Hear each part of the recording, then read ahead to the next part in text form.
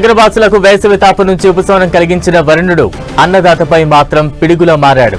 తెలంగాణలోని పలు జిల్లాల్లో భారీ వర్షాలు కురుస్తున్నాయి. సంగారెడ్డి, మెదక్, వికారాబాద్, సిద్దిపేట, ఉమ్మడి నిజామాబాద్ జిల్లాల్లో వర్షాలు పడుతున్నాయి. క్యూములోనింబస్ మేఘాల ప్రభావంతో వానలు కురుస్తూ ఉన్నాయి.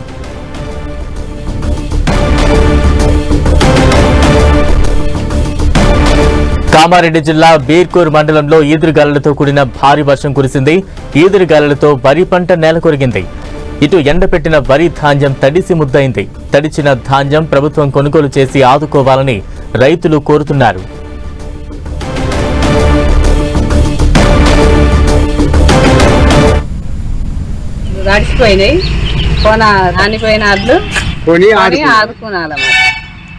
కౌలు పొలం చేసిన పోసుకొచ్చి ఎండబెట్టదామని అంటే కల్లా వర్షం వచ్చింది, మొత్తం నానిపోయినాయి. గవర్నమెంట్ పచ్చి కొని మాకు సహకారం చేయాలా.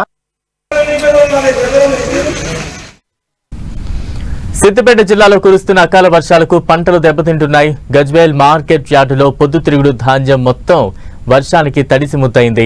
10 రోజుల నుంచి పొద్దుతిరుగుడు ధాన్యాన్ని కొనుగోలు చేయకపోవడంతో ధాన్యం మొత్తం అకాల వర్షానికి తడిసిపోయింది.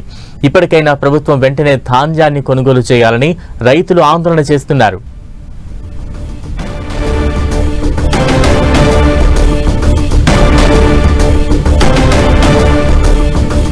నగరవాసులకు వేసవి తాపం నుంచి ఉపశమనం కలిగించిన వరుణుడు అన్నదాతలపై మాత్రం పిడుగులా మారాడు. తెలంగాణలోని పలు జిల్లాల్లో భారీ వర్షాలు కురుస్తున్నాయి. సంగారెడ్డి, మెదక్, వికారాబాద్, సిద్దిపేట, ఉమ్మడి నిజామాబాద్ జిల్లాల్లో వర్షాలు పడుతున్నాయి.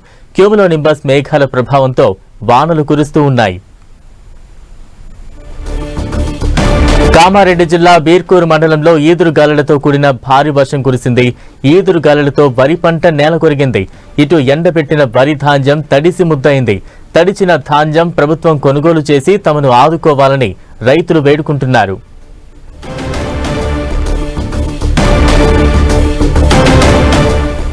సిద్దిపేట జిల్లాలో కురుస్తున్న అకాల వర్షాలకు పంటలు దెబ్బతింటున్నాయి.